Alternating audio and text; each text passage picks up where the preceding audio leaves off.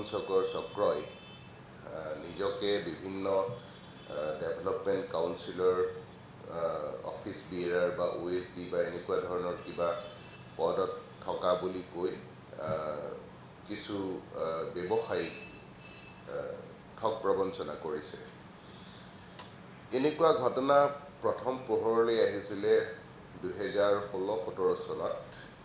গুৱাহাটী পুলিচত তেতিয়া cash register হৈছিলে, দিছপুৰ থানাত দুটা কেছ ৰেজিষ্টাৰ হৈছিলে, আৰু তেতিয়া এজন প্ৰবঞ্চক ঋষিৰাজ কৌদিন্য, এজন আৰু প্ৰবঞ্চক বিজু দাস, তেওঁলোকক পুলিচে গ্ৰেপ্তাৰ কৰিছিলে আৰু সেই প্ৰবঞ্চক চক্ৰটো ভঙা হৈছিলে। যদিও পুলিচৰ একশ্যন হ'ল তেতিয়া, তাৰ পিছতো নতুন নতুন প্ৰবঞ্চক চক্ৰ এনেধৰণৰ কাৰ্যকলাপত লিপ্ত হৈ থাকিল। এই প্ৰবঞ্চক চক্ৰটোৱে তেওঁলোকে সহজতে ধন ঘটিবলৈ প্ৰবঞ্চনাৰ আশ্ৰয় লয়। আমাৰ অসমত আপোনালোকে জানে যে বিভিন্ন ডেভেলপমেণ্ট কাউন্সিল আছে, ধৰি লওক Matak development council, Amri Karbi development council, Sonowal Kachari development council, Adivasi development council. এই বিভিন্ন কাউন্সিলৰ নামত বা এতিয়া এই বৰ্তমান যিটো কেছ আমি কৰি আছোঁ সেইটো ঘটনাত দেখা গ'ল যে তেওঁলোকে অসম চৰকাৰৰ আছাম ষ্টেট ডিজাষ্টাৰ মেনেজমেণ্ট অথৰিটিৰ নামতো তেওঁলোকে প্ৰবঞ্চনাৰ আশ্ৰয় ল'লে। এই বিভিন্ন ডেভেলপমেণ্ট কাউন্সিল বা বিভিন্ন চৰকাৰী কাৰ্যালয়ৰ বিভিন্ন কামত কণ্ট্ৰেক্ট এৱাৰ্ড কৰে ছাপ্লাইৰ কাৰণে। গতিকে এই প্ৰবঞ্চক চক্ৰটোৱে নিজাববীয়াকৈ তেওঁলোকে কিছুমান ভুৱা টেণ্ডাৰ ডকুমেণ্ট প্ৰিপেয়াৰ কৰে, কিছুমান ভুৱা ৱৰ্ক অৰ্ডাৰ উলিয়ায় আৰু ভুৱা পাৰ্চেজ অৰ্ডাৰ উলিয়াই ছাপ্লাই দিবৰ কাৰণে, মানে ছাপ্লাই যিটো কণ্ট্ৰেক্ট দিবৰ কাৰণে। আৰু এনেকুৱা ধৰণৰ সেই ৱৰ্ক অৰ্ডাৰবিলাক হ'ল, ধৰি লওক কম্বল ছাপ্লাই দিব লাগে 1 লাখ কম্বল, বেডশ্বীট ছাপ্লাই দিব লাগে, পিলো কভাৰ ছাপ্লাই দিব লাগে, বাল্টি বাকেট মাগ এইবিলাক ছাপ্লাই দিব লাগে। এনেকুৱা বিভিন্ন কিছুমান মেটেৰিয়েল ছাপ্লাই দিয়াৰ ভুৱা কিছুমান ৱৰ্ক অৰ্ডাৰ আৰু পাৰ্চেজ অৰ্ডাৰ বনায়। তাৰপিছত এই গোটেই চক্ৰটোৱে তেওঁলোকৰ চিনাকি মানুহ বা তেওঁলোকৰ কিছুমান এজেণ্টৰ জৰিয়তে অসমৰ বাহিৰৰ বিজনেছমেনক কণ্টেক্ট কৰে আৰু কয় যে যদিহে আপোনালোকে বস্তু ছাপ্লাই দিব বিচাৰে অসম গভৰ্ণমেণ্টৰ এই ডেভেলপমেণ্ট কাউন্সিলত, তেতিয়াহ'লে আমাক কণ্টেক্ট কৰিব পাৰে, আমি আপোনালোকক এই কণ্ট্ৰেক্ট লোৱাত সহায় কৰি দিম অলপ কমিশ্যনৰ বিনিময়ত। আৰু এই বিজনেছমেনসকলক বিশ্বাস জন্মাবলৈ তেওঁলোকে কিছুমান পন্থাৰ আশ্ৰয় লয়। এই পন্থা প্ৰথমতে তেওঁলোকে দেখুৱায় যে এইটো হ'ল ৱৰ্ক অৰ্ডাৰ আৰু এইখিনি হ'ল টেণ্ডাৰ ডকুমেণ্ট, ইয়াত পকেট টেণ্ডাৰ হ'ব আৰু আপোনালোকে একো কৰিব নালাগে, আপোনালোকৰ ডকুমেণ্ট যিখিনি আছে আমাক দি দিব, বাকী অফিচৰ কামখিনি আমি কৰি ল'ম। বিজনেছমেনখিনি সহজতে ভুল যায় এওঁলোকৰ এই প্ৰবঞ্চক চক্ৰটোৰ যি ধৰণৰ কথা বতৰা বা কৌশলত, আৰু তেওঁলোকে কণ্ট্ৰেক্ট ল'বলৈ বা ছাপ্লাই দিবলৈ ৰাজি হয়। আৰু তেওঁলোকৰ যি ডকুমেণ্ট দৰকাৰ এই কণ্ট্ৰেক্টটো ল'বলৈ, সেই ডকুমেণ্টখিনি এই প্ৰবঞ্চক চক্ৰটোক দি দিয়ে। আৰু বহুতো ক্ষেত্ৰত এই প্ৰবঞ্চক চক্ৰটোৱে সেই বিজনেছমেনসকলক ভয় খুৱায় যে আপোনালোক ইয়াত আহিবৰ একো দৰকাৰ নাই, অসমখন অশান্ত, ইয়াত উগ্ৰপন্থী আছে, আপোনালোকক কিডনেপ কৰি লৈ যাব পাৰে। গতিকে বহুতো ব্যৱসায়ীয়ে গুৱাহাটীলৈ নহাকৈ বাহিৰৰ পৰাই এই ছাপ্লাই কণ্ট্ৰেক্টটো লৈ বস্তু ছাপ্লাই কৰে। যিখিনি গুৱাহাটীলৈ আহে, সেই গুৱাহাটীলৈ অহা ব্যৱসায়ীসকলক বিশ্বাস জন্মাবলৈ এই প্ৰবঞ্চক চক্ৰটোৱে আৰু কিছু নাটক কৰে। প্ৰথমতে তেওঁলোকে যেতিয়া কোনোবা এজন ব্যৱসায়ী ইয়াত আহে ভেৰিফাই কৰিবলৈ, তেতিয়া মিনিষ্টাৰ কলনীৰ কেম্পাছৰ ভিতৰত লৈ যায় যে কোনো চৰকাৰী বিষয়া বা তেনেকুৱা কোনো ৰাজনীতিবিদৰ PS বা PAৰ লগত ভুৱা মিটিং কৰাবলৈ। এতিয়া ভুৱা মিটিং কেনেকৈ কৰায়? এই প্ৰবঞ্চক চক্ৰটোৱে সেই বিজনেছমেনজনক মিনিষ্টাৰ কলনীৰ বাহিৰত ৰখাই তাৰ আগতে অলপ সময়ৰ আগতে তেওঁলোকৰে এজন কোনোবা সেই প্ৰবঞ্চক চক্ৰটোৰ মেম্বাৰ এজনক ভিতৰলৈ পঠাই দিয়ে আৰু কয় যে মিনিষ্টাৰ কলনীৰ আমুকটো বাংলোৰ ভিজিটৰ্ছ লাউঞ্জত গৈ বহি থাক। আগতে এজন প্ৰবঞ্চক ভিতৰত সোমায়, পিছত এই ব্যৱসায়ীজনক প্ৰবঞ্চক চক্ৰটোৰ এজনে লৈ যায়। প্ৰথমতে যিজন গৈ আগৰ পৰা তাত ৰৈ আছিলে তেওঁ নিজকে চৰকাৰী চাকৰিয়াল বুলি চিনাকি দিয়ে আৰু কয় যে joint secretary government of Assam. আৰু মিনিষ্টাৰ বাংলোৰ সেই ভিজিটাৰ্ছ লাউঞ্জতে তেওঁলোকে মিটিং কৰা নিচিনা দেখুৱাই আৰু কয় যে আপোনাৰ যিটো কণ্ট্ৰেক্ট সেইটো কণ্ট্ৰেক্ট হৈ যাব, মিনিষ্টাৰ ছাৰৰ লগত কথা হৈছে, আমি চব কৰি দিম। এই ব্যৱসায়ীজন ভুল হৈ এই কথাত ভুল যায়। তাৰপিছত ছেক্ৰেটেৰিয়েটৰ ভিতৰত আৰু চৰকাৰী কৰ্মচাৰী বা চৰকাৰী বিষয়াৰ লগত ভুৱা মিটিং কৰাম বুলি ছেক্ৰেটেৰিয়েটৰ ভিতৰলৈ লৈ যায়। এতিয়া ছেক্ৰেটেৰিয়েটৰ ভিতৰলৈ সোমাবলৈ হ'লে পাছৰ দৰকাৰ। তেওঁলোকৰে দালাল তাত আছে। সেই দালালে ছেক্ৰেটেৰিয়েটৰ ভিতৰলৈ সোমোৱাৰ যিটো প্ৰৱেশ পত্ৰ, সেই প্ৰৱেশ পত্ৰ সংগ্ৰহ কৰি এই প্ৰবঞ্চক চক্ৰটোক দিয়ে। যেতিয়া ভিতৰলৈ ব্যৱসায়ীজনক সোমোৱাই লৈ গ'ল, তেতিয়া যিহেতু কাৰো চৰকাৰী বিষয়াৰ কোঠাত তেনেকৈ মিটিং কৰাটো সম্ভৱ নহয়, কিন্তু ছেক্ৰেটেৰিয়েটৰ আমাৰ ভিতৰত কেইবাটাও এনেকুৱা ভিজিটৰ্ছ লাউঞ্জ বা কনফাৰেঞ্চ ৰুম আছে। গতিকে সেই কনফাৰেঞ্চ ৰুমতে নি বহুৱাই ভিতৰত যিজন দালালে প্ৰৱেশ পত্ৰ উলিয়াই দিছিলে তেওঁ সেই কনফাৰেঞ্চ ৰুমত বহুৱাই আৰু আকৌ এজন কোনোবা ভুৱা অফিচাৰ বনি তাত আহি কয় যে আপোনালোকৰ কামটো হৈ যাব, চিন্তা কৰিব নালাগে, আৰু তেওঁ নিজকে অসম চৰকাৰৰ এজন বিষয়া হিচাপে চিনাকি দিয়ে। এই যিজন ব্যৱসায়ী টাৰ্গেট হিচাপে থাকে, সেই ব্যৱসায়ীজনৰ বিশ্বাস জন্মে যে মোক কণ্ট্ৰেক্টটো মানে দিয়াই দিব এইসকল বিষয়া লগ খাই, আৰু তেওঁ কণ্ট্ৰেক্টটো ছাপ্লাই দিবলৈ ৰাজি হয়। এনেকুৱা মিটিঙতে ছাপ্লাই অৰ্ডাৰ আৰু পাৰ্চেজ অৰ্ডাৰ ইছ্যু কৰে, ছাইন কৰি ব্যৱসায়ীজনক দি দিয়ে। এই যিখিনি ছাপ্লাই অৰ্ডাৰ বা পাৰ্চেজ অৰ্ডাৰ দিয়ে গোটেইখিনি ভুৱা ডকুমেণ্ট, সেইখিনি এই প্ৰবঞ্চক চক্ৰটোৱে নিজেই বনাই লয়।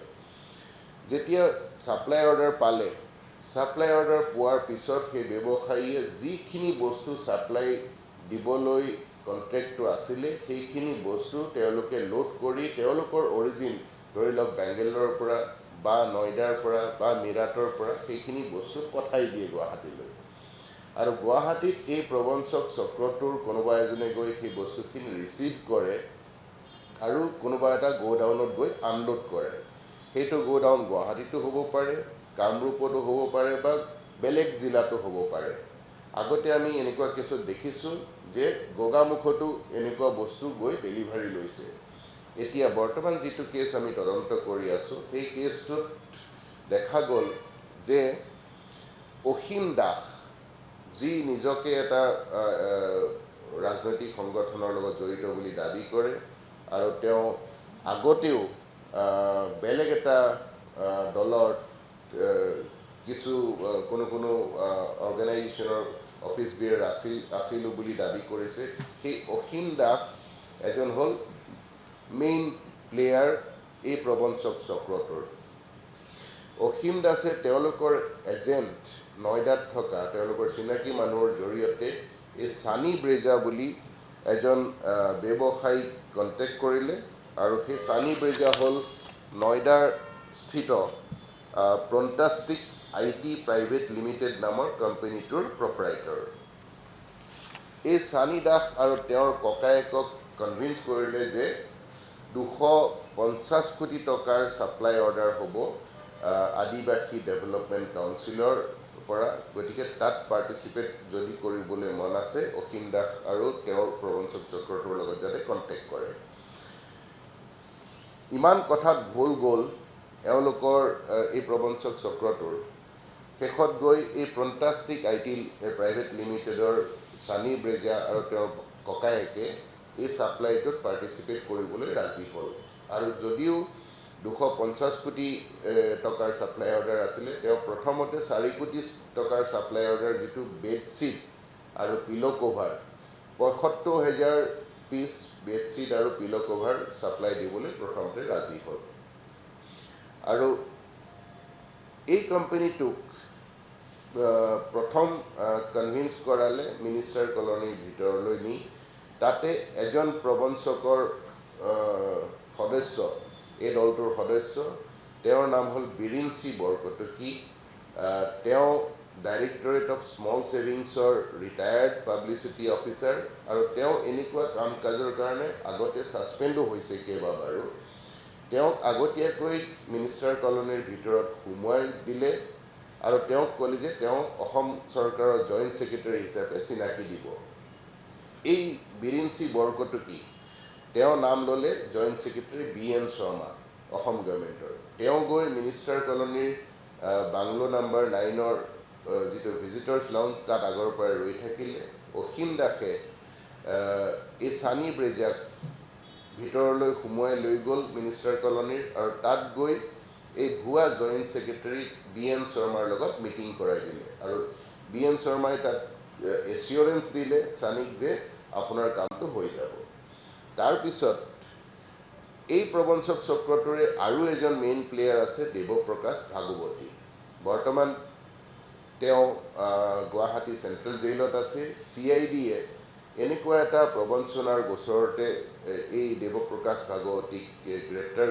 কৰিছে আৰু আমিও এই কেছটোত তেওঁক শ্ব'ন এৰেষ্ট কৰিছোঁ আৰু আজি আমাৰ পুলিচ কাষ্টডিত আমি দেৱপ্ৰকাশ ভাগৱতীক পাম দেৱপ্ৰকাশ ভাগৱতীৰ এখন ফৰ্চুনাৰ গাড়ী আছে সেই ফৰ্চুনাৰ গাড়ীত ছানী ব্ৰেজা যিজন আমাৰ কমপ্লেইনেণ্ট তেওঁক বহুৱাই অসীম দাস দেৱপ্ৰকাশ ভাগৱতী আৰু এই ছানী ব্ৰেজা আসাম ছেক্ৰেটাৰিয়েটৰ ভিতৰত সোমাই যাৰ কাৰণে পাছ উলিয়াই দিয়ে এই দালাল নিৰঞ্জন দাসে তাতে মাইন্স এণ্ড মিনাৰেলছ ডিপাৰ্টমেণ্টৰ কনফাৰেন্স ৰুমত গৈ বহে আৰু সেই সময়তে আকৌ BN শৰ্মা জইণ্ট ছেক্ৰেটাৰী যিজন ভুৱা এই বিৰিঞ্চি বৰকটকীৰ আৱিৰ্ভাৱ হয় তাতে বহি আকৌ মিটিং কৰে আৰু ভুৱা কিছুমান ছাপ্লাই অৰ্ডাৰ আৰু পাৰ্চেজ অৰ্ডাৰ ছানী ব্ৰেজাক দিয়ে এই ডকুমেণ্টখিনি পোৱাৰ পিছত তেওঁলোকে কেইবাখনো ট্ৰাকত ৭৫,০০০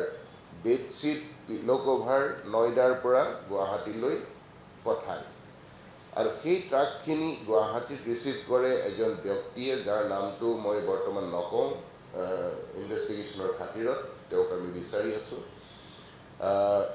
ৰিচিভ কৰি গোটেই ট্ৰাকখিনি কামৰূপ জিলাৰ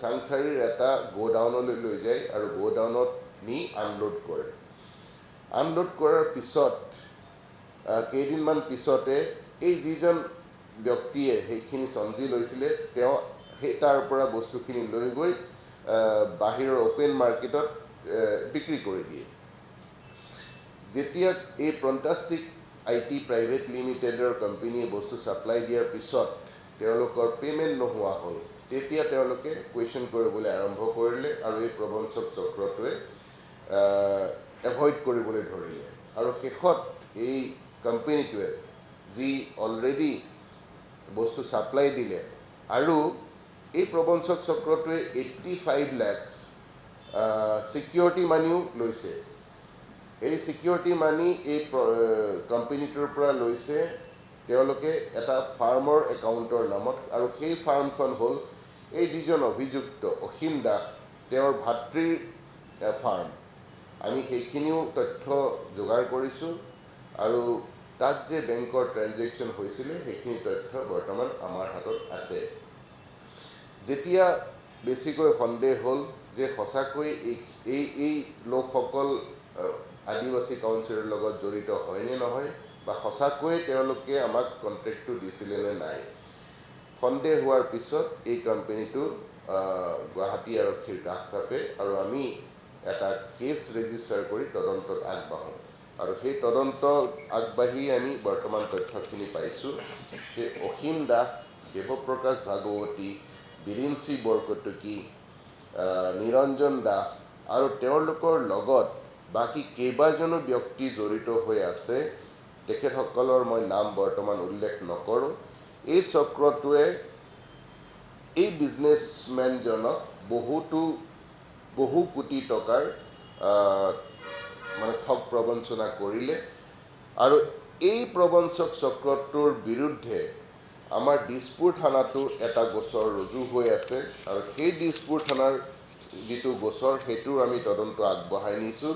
তাতো দেখা গৈছে যে একেটা এই প্ৰবঞ্চক দলেই বেংগালুৰুৰ এটা কোম্পানী মেনফো এক্সপৰ্টছ, সেই কোম্পানীটোকো এনেকৈ ঠগ প্ৰবঞ্চনা কৰি তেওঁলোকৰ পৰা এৰাউণ্ড 3.7 crore টকাৰ লুটিলে।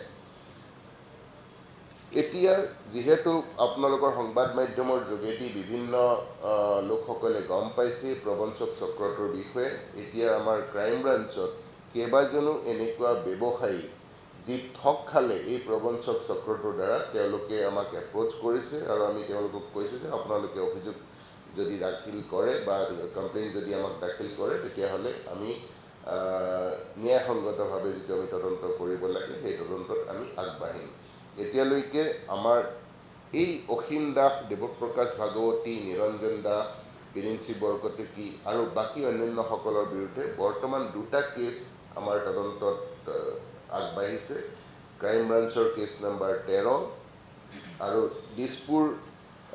দিছপুৰ থানাৰ আমাৰ কেছ নম্বৰ 182 এই বছৰৰ। তদন্ত আমাৰ বৰ্তমান প্ৰাৰম্ভিক পৰ্যায়তে আছে আৰু বহুতো দিশ চাব লগা আছে। এই প্ৰবঞ্চক চক্ৰটোৰ লগত যিসকল ব্যক্তি জড়িত হৈ আছে, আমি প্ৰতিজন এনেকুৱা এই প্ৰবঞ্চকৰ বিৰুদ্ধে ষ্ট্ৰং একশ্যন ল'ম। যিকোনো খবৰৰ বাবে যোগাযোগ কৰক 7099017330 অথবা 7099017990 নম্বৰত।